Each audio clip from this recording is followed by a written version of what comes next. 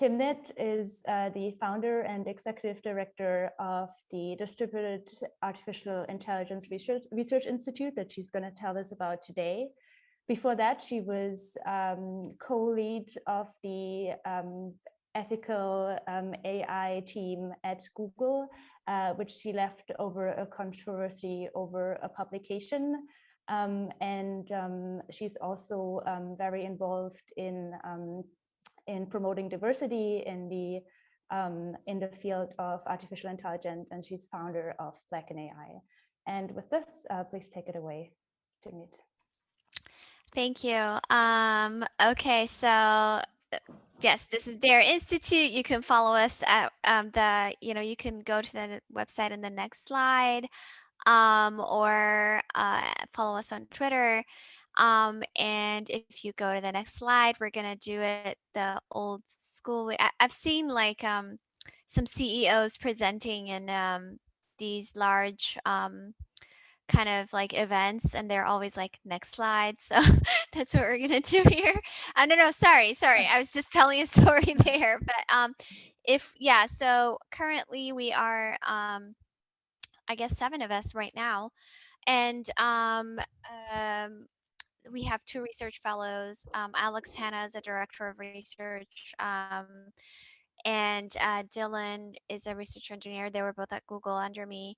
Safia Noble is, I'm seeing this black thing. Oh, you're seeing this? Yeah, I don't know what that is.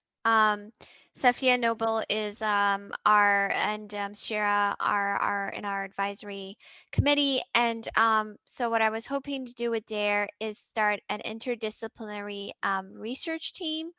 I also see your cursor if you move it around, by the way. We're starting to do we're hoping to create an interdisciplinary AI research institute, and that is globally distributed, especially focused on Africa and the African diaspora, so US and Africa. And the reason being that a lot of people in the world are being affected by tech companies who are very heavily concentrated in the US and in Silicon Valley. But these people in the world are not having the opportunity to impact what's going on in tech development, especially in AI development.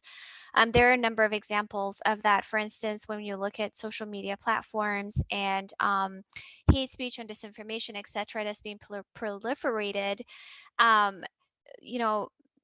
people from many countries are victims of it, but we haven't been able to get any of these companies to take any of these issues seriously, especially if it's considered to be affecting people who are not considered important and countries that are not considered important. I don't have that slide here. That's okay. Well, I had a slide. I don't know, somehow I took it out. I had a slide on our values. So I can talk to you a bit about our values and why I have them to be that way. So if you go to the DAIR Institute website, if you go to About, you'll see our values. And so the first thing is, of course, it's globally distributed. It's interdisciplinary, because I believe that it's really important for AI research to be done in an interdisciplinary way. So, for instance, Alex is a sociologist, Safia is a sociologist, Mila is a sociologist, and I think it's very important to think of AI as a socio-technical system, right? So it's embedded in the society and the geopolitical landscape that we all live in. It's not just out living in an island on its own. But the way I learned about it when I was at Stanford or later on, and the way people talk about it, the way people develop it, it's as if it's like this entity on its own. And I think that actually leads us to a lot of the harms that we're seeing today. And so that's kind of, and then every time that people talk, especially computer scientists, when they talk about interdisciplinary research, they don't cede power to other disciplines, which I think is very important in order to not, perpetuate so many of the harms that this technology has been perpetuating. So our institute, I hope that it will do two things. One of them is to develop AI research in a way that doesn't exploit our communities, in a way that actually benefits our communities. And then on the other end of it, to be able, when we see harms, to be able to critique them without, being worried about retaliation, which is what happened to me at Google. And so I wouldn't think it was a controversy. I was basically fired for a paper that I wrote that was a peer reviewed paper. And it was just not just a paper. I had been speaking out a lot about the issues related to, communities that I care about. And I was fired and retaliated against for that. So we want to be able to do this kind of work without having those kinds of issues. So our advisory committee members kind of reflect that. So Shira is on the one end, someone who I think works on, data science or AI or whatever we want to call it, related stuff, that is very much about does it, how it benefits communities that he cares about. So he works a lot on food security. He works a lot about on climate change. He was at our first Black in AI, who was a speaker at the first Black in AI workshop, where he talked about some of his work on bird migration patterns, for instance, analyzing bird migration patterns that can tell you a lot about climate change. He works a lot on conservation. He co-founded Data Science Africa. And Safiya Noble is author of Algorithms of Oppression. She is kind of, to me, represents the other end of the spectrum, which is how do you stop harmful technology, and how do you kind of talk about the critiques of technology in a way that people understand what's at stake. So our values, I guess I don't have that on these slides. I don't know why I took them out, but if you go to our website, you can see our values. So the first one is community, not exploitation. And you might think this is like, you might think this is, just kind of too general or whatever. But when I was fired from Google, a lot of people said something like, when you want to do research and you want to have academic freedom, you should go to academia. So obviously in industry you want to have academic freedom, but in academia is where you'd get academic freedom.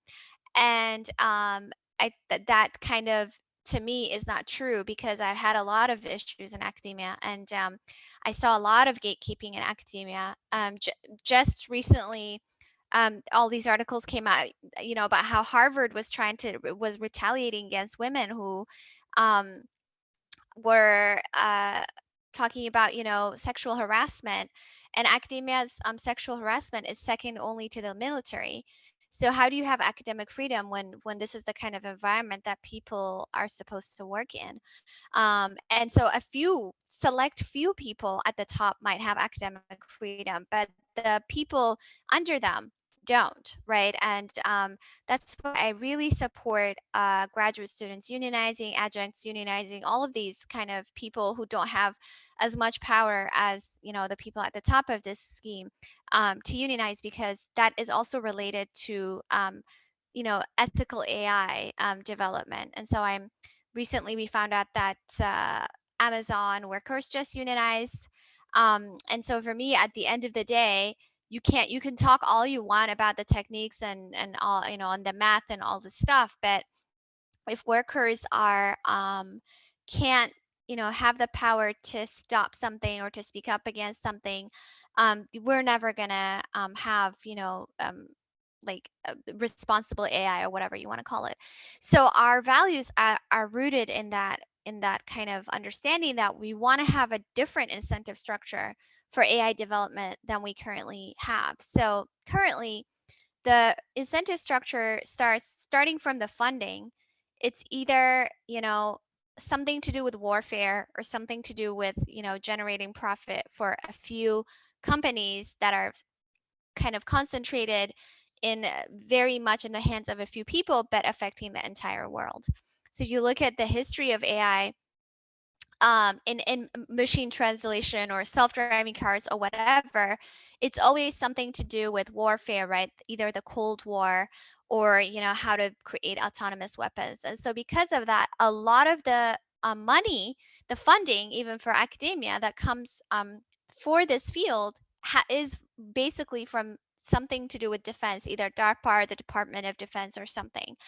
And so for me, if you want to, and then people kind of try to retrofit that and say AI for social good, right? So the other day I was saying it's sort of like creating a tank first. It's clear what a tank is used for, and then trying to retrofit it to like a something good or whatever.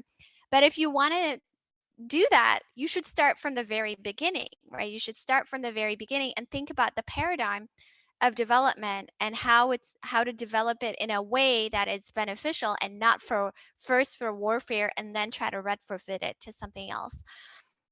So our funding right now is from foundations, but I want to figure out, how to we can diversify our revenue sources too, because that also has some issues to depend wholly on philanthropy, which I can talk about. Um, so our very first value is community, not exploitation, because research is a very exploitative process. So if you look at, especially AI research development, there's a lot of data that is taken from people without compensation and without even knowledge or consent.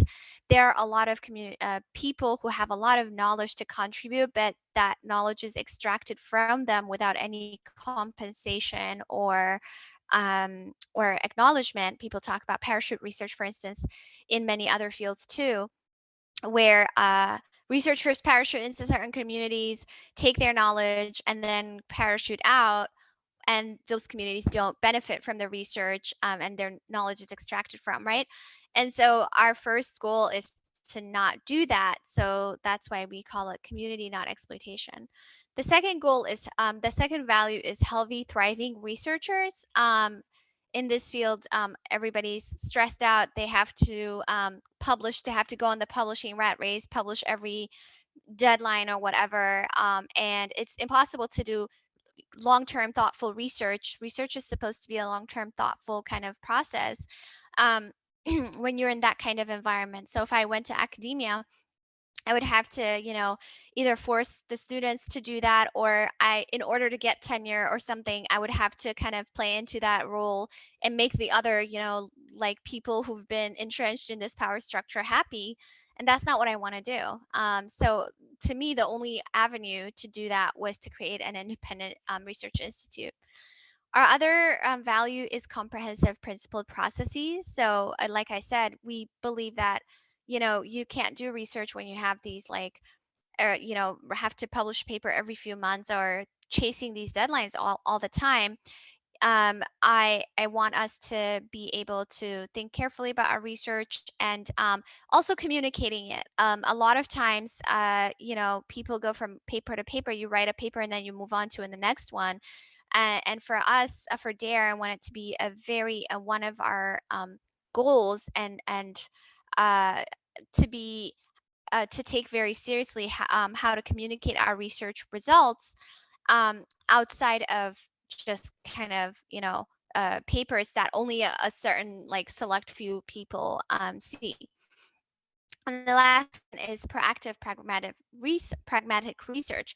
So what does that mean? Proactive means, like I said earlier, from the very beginning to think about what are the incentive structures and how do we have a paradigm, a research paradigm that benefits our communities from the very beginning. But it also means that when we see something that's harmful to, be able to speak up about it or show the harms or do research that is able to show other people the harms of this technology. We don't feel like, I always kind of feel weird about the term, for instance, AI for social good or something like that. I think that, you know, you don't have to start with the AI. Like AI doesn't have to be a thing that is a hammer for everything, right? It could be, identify places where it could be, but if you start with AI should be used for something from the very beginning, that's tech solutionism, right? You just want to, if there is a problem that you want to solve, you have to start from, trying to figure out how to solve that problem and work backwards rather than start from the AI hammer and then move forwards. Okay, so can we go to the next slide?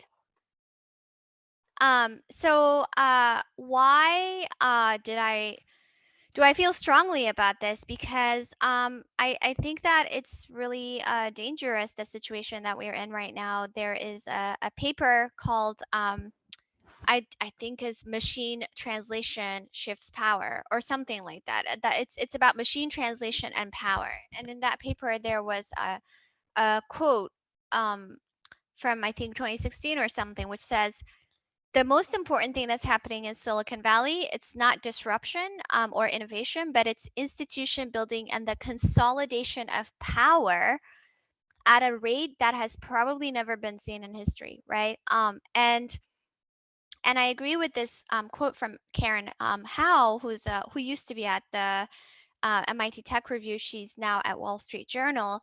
And people say, when companies like Google or Microsoft or OpenAI build these huge models, and that they can use and they can decide how to use with all of our data, everyone's data in the world, not everyone, but like of course that's part of our what we say in our paper, but that those are in the internet or others, like all these data annotators that are being exploited right now and not paid their share.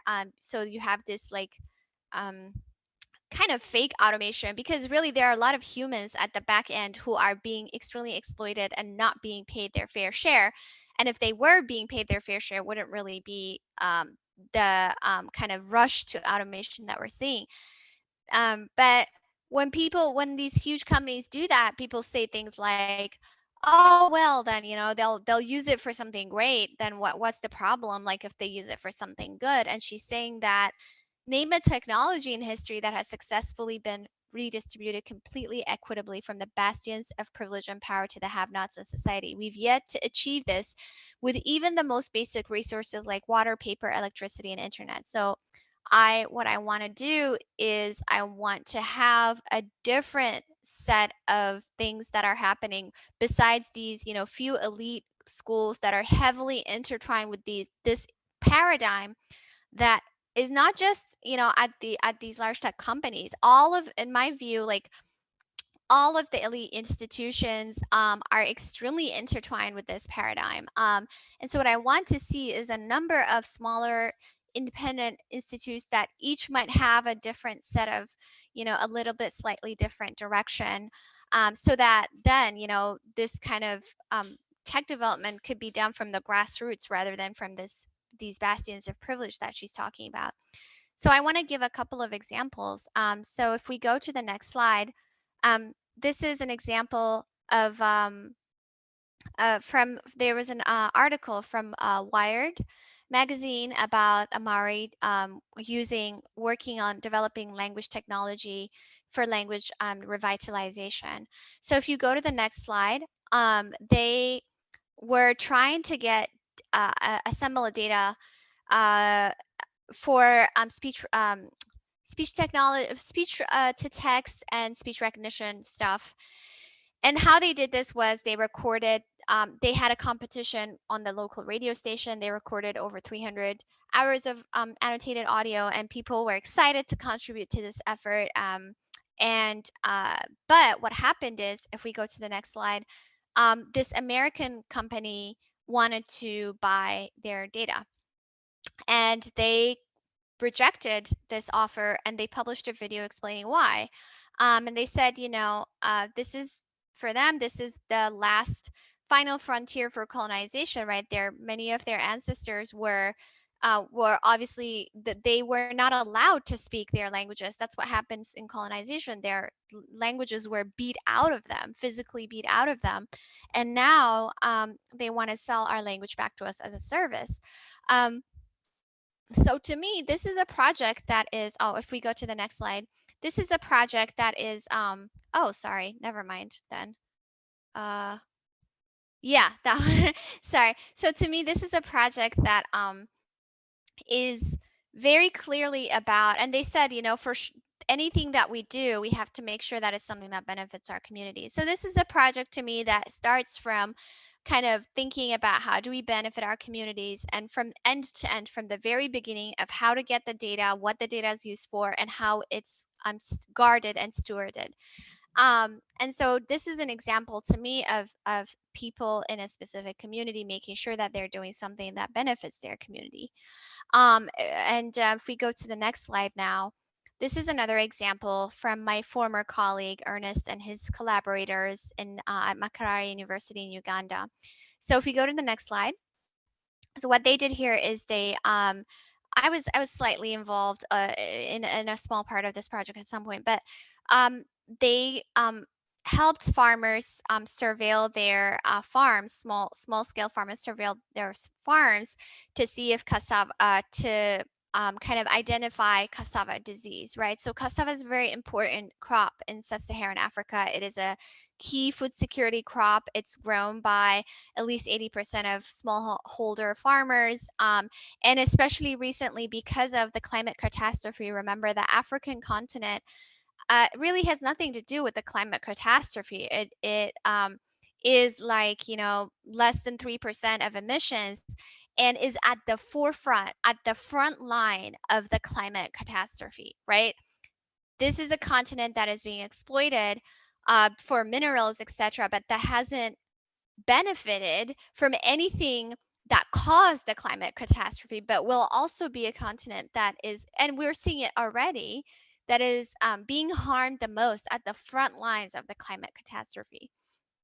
And cassava is an important food security group, right? And so the yields are getting lower because of climate change, and they, have to be. It's even more important to create high yield crops. And like recently, you see these locust invasions, is all these viral disease that are that have a poor yield, that are a source of poor yields. So if we go to the next slide. So what they did is, again, to help farmers, to create a phone app to help farmers surveil their disease. So if you go to the next slide, this is kind of an example of the app, and go to the next slide. Sorry, it's just a bunch of pictures. Here an example again of they can classify uh, cassava disease by types of disease and by severity of disease.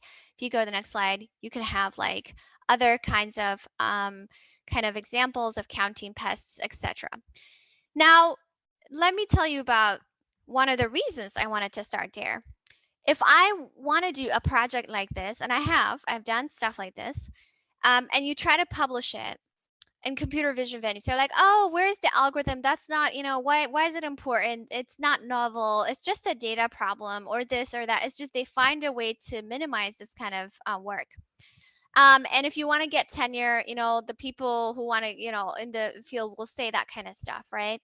And I just don't want to deal with that. I want I want to be able to have an institute where we set the incentive structure that we want, the problems that we want to work on, and not have to answer to the people who are going to tell me, that what the work that I'm doing is not important, or that they don't care about it.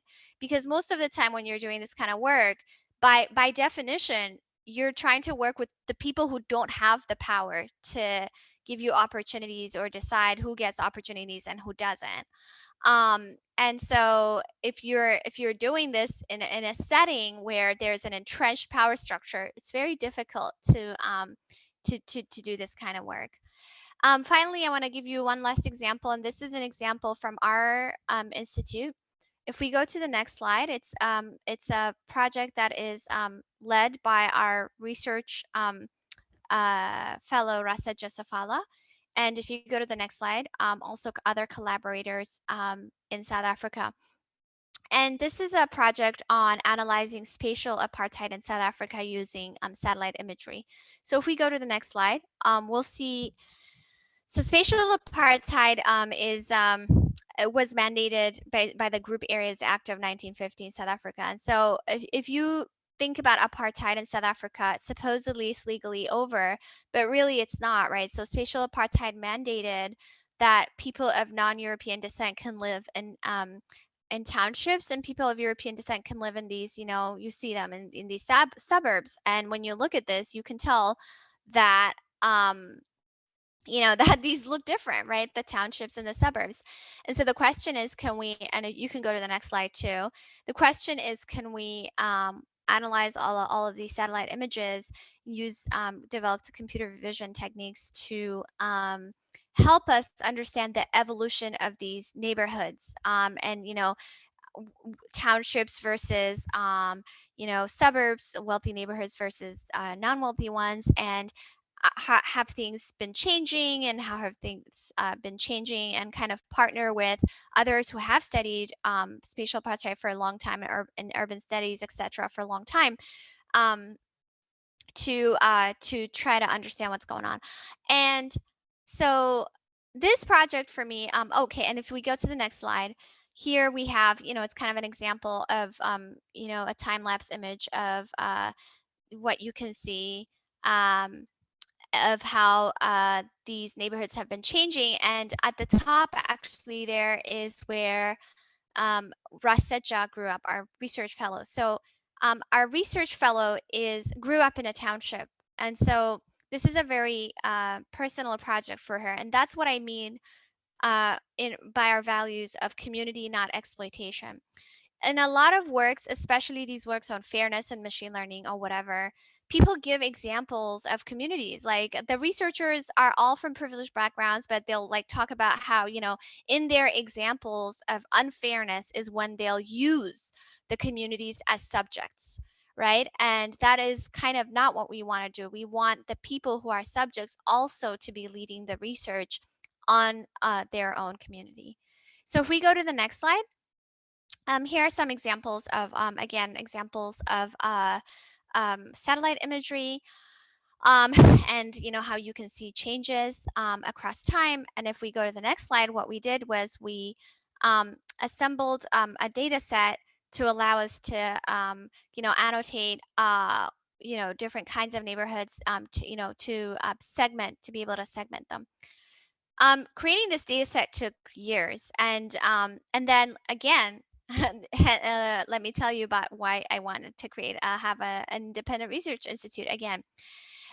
We tried to publish this work in all sorts of computer vision venues. They'll be like, "Oh, but is the data set? It's just a data. It's only a data set problem. Like, what, data related labor is completely devalued, even though that is at the heart of any of these fields." And it's also why I think labor is a huge issue in ethics and AI or whatever. Um, and um, and so, but if I'm in an independent research institute, I still believe in having peer-reviewed work. I still think that's important. But actually, if we think our work is important, we don't have to appeal to some other groups of people at some other bastions of power who don't think this kind of work is important. So finally, we published our paper at the NeurIPS Data Sets and Benchmarks track. So they have a track that is all about analyzing data sets and benchmarks, etc. And our paper was mostly about how we constructed our data set, what innovations we needed to have to construct the data set. So if you go to the next slide, we have, there's some examples of the kinds of things we can do. So for instance, here you can see things like, okay, so uh, gray is background, like vacant land. Green is non-residential, yellow is not wealthy, and blue is wealthy. So you can ask questions like, okay, out of the all of the vacant land in 2011, how much of it changed in 2017, and what was it built to, right? So here on the first plot, you can see that most of the vacant land stayed vacant because almost all of it is gray. But then most of the built up land was built into wealthy neighborhoods, right? So the blue.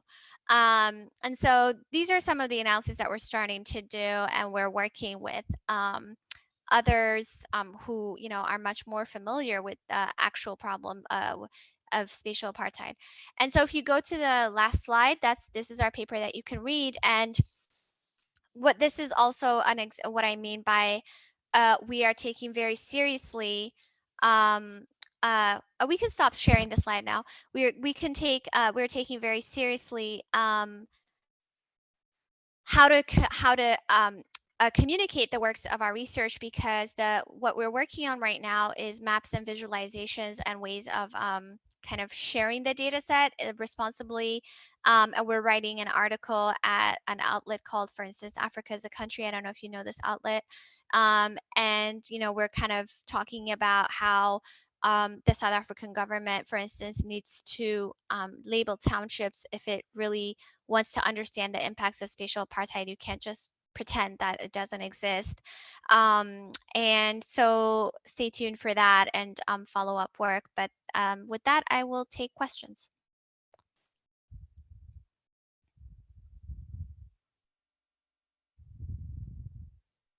Okay, thank you very much, Timnit, for these wonderful insights. We're ready to take questions. Please raise your hand.